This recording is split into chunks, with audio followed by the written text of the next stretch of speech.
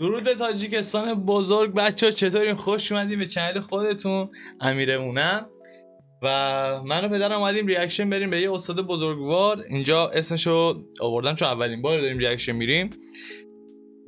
خب اینجا فقط نمیدونم شاید اسمش هست ولی چون به این زبان هست من نمیتونم بخونم، ولی میدونم که اینجا نوشته از چنل سامان لایف داریم گوش میدیم. میگم که این زبان نوشتاریش خوندنش واسه من خیلی سخته هر چقدر سعی میکنم، ولی میدونم که بچه ها اسم استاد بزرگوار به من میگن. و بابا شعر داری؟ یه دو بیتیه رو دو بیتیه؟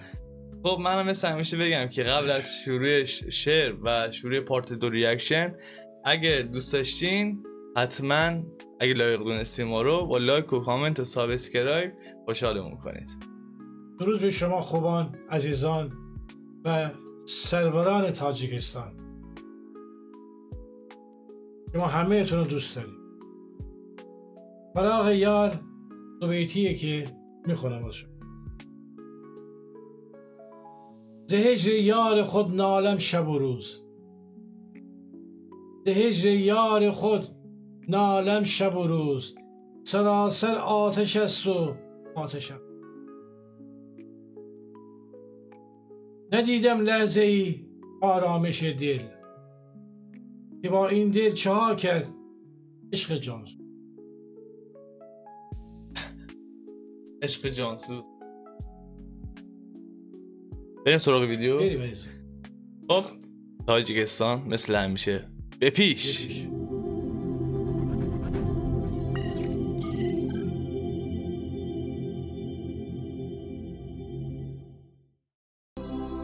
غمهای مرا آبی روان برده. اوه جلسه احساس کردم صدا از توی مغزم پخش شد. جدی میگم نمیدونم چرا احساس کردم همین بغل گوشم داره میخونه. صدایی یا چنگی اجل مرا جوان برده.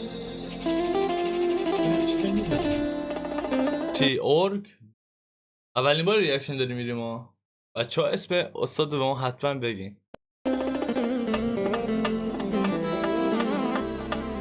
گفتم نروم خشلاق دیگر آچم نیست،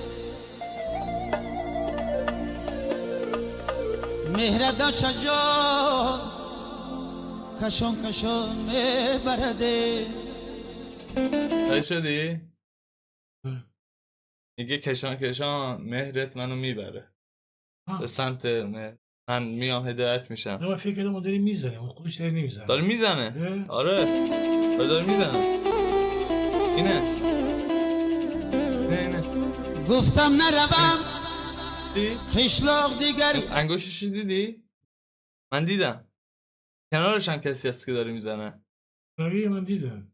نه من دستشو دیدم داشت میزد، چپشو دیدم. آچم نیست آهنگ عاشقانه است. مهردا چجا کشان کشان میبرده. او مادری جان مهرت من رو کشان کشان میبره. اما به این فکش گیلکی هی فاکش واکش.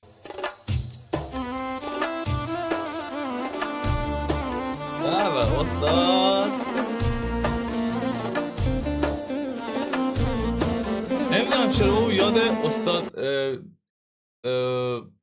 افسر شادی افتادم، چون همین سبکی رو میخونه. خیلی وقت ریاکشن نرفتیم ولی ریاکشن بریم هم به استاد این نظر رو هم به افسر شادی.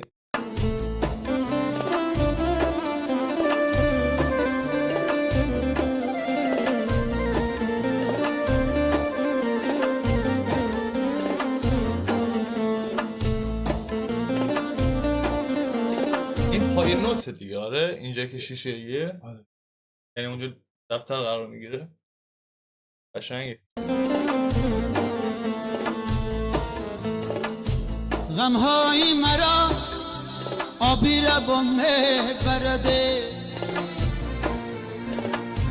یا چنگی اجل مرا و میبرده گفتم نروم خیشلاق دیگر یه آچانه لحظه یه چیز یادم اومد. یه بار یه درخواست شده که از این ویدیو ریاکشن بریم. چرا؟ استاد به این بزرگی چه صدایی؟ موج صدایم خیلی بالایی باشه. فوق‌العاده است. باز پیدا میشه. آره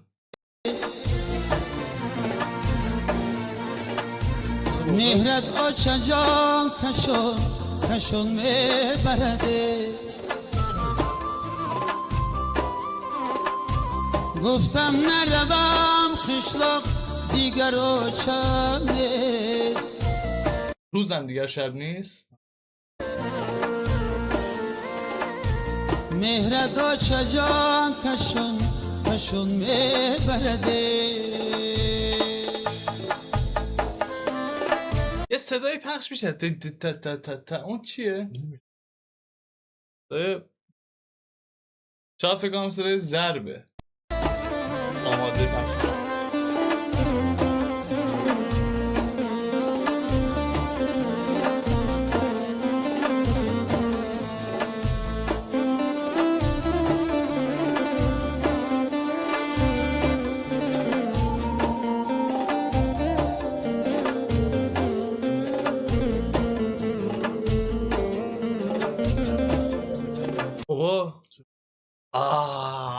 خدا بالاخره کشفش کردم. گوشیه، از گوشی داره نگاه میکنه.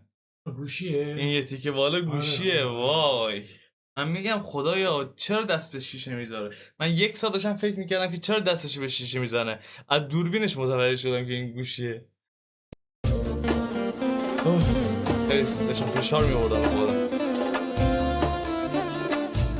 رازو علمم و پشکی خاله کنم آچگویم و اشکی روش تازه کنم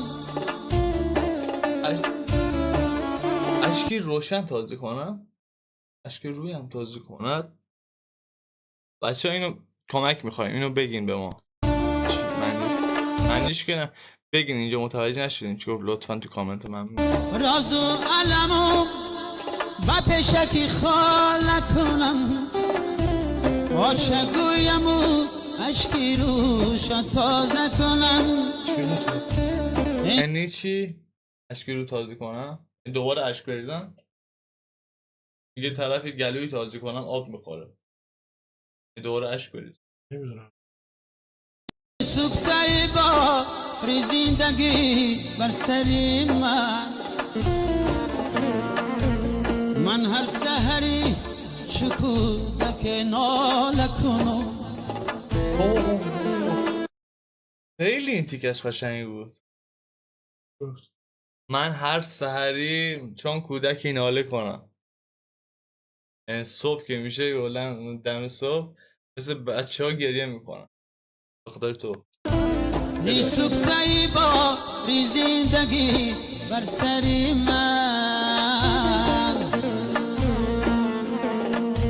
من هر سحری شکودک ناله کنم. خیلی دوست دارم بدونم که این شعر از کیه. از خود استاد یا از کسی دیگه. این هم بچه ها به همیشه به ما از شاعرش رو بگین. خیلی دوست دارم کاراشو دنبال کنم.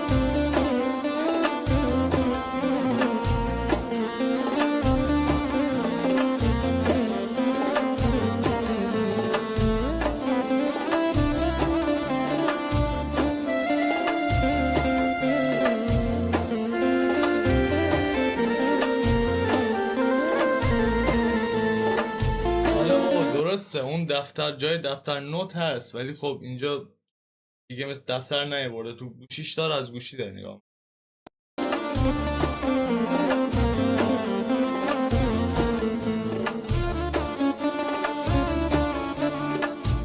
از پیشی مزاری تو رهی خانه من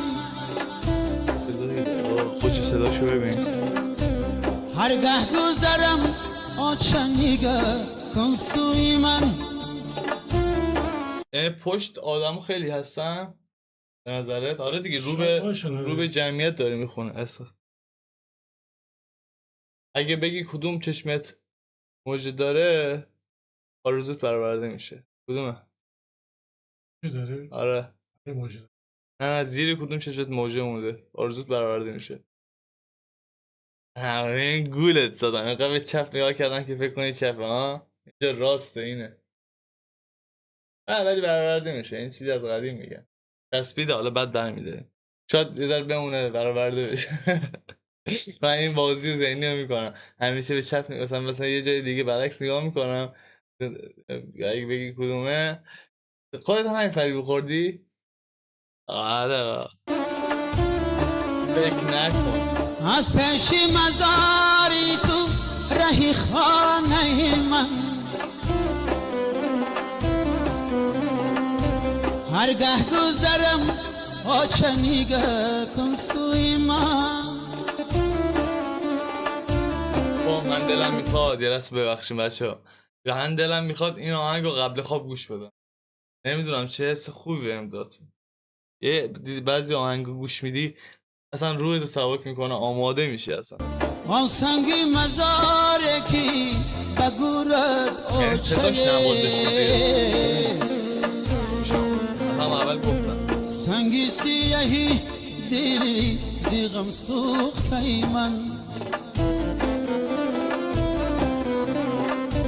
آن سنگی مزاره کی این جا میبینی این آقا رو از اول حواسم بهش هست، داره گوش میده و قصه داره، یه بغض و یه غمی تو چهرهش هست.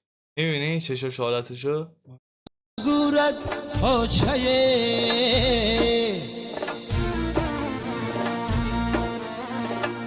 سنگی سیاهی دیلی زیغم سوخته من.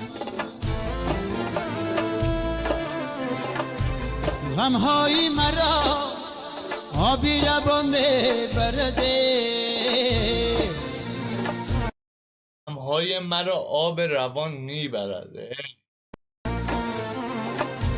یا چنگی اجل مرا جوان میمرده. خیلی قشنگ. گفتم نروم خشلاق دیگر آچه. الان داره ازش فیلم میگیره، از قصهش در اومد داره ازش فیلم میگیره، ولی خب آخراش داره فیلم میگیره. فکرم واسه استوری نیست. مهردا چجان مرا کشون میبرده. گفتن استوری اینستا درستانی تموم شد. گفتم نروم خشلاق، گفتم نروم خشلاق دیگر. من مطمئنم اینجا یه تحریر بلند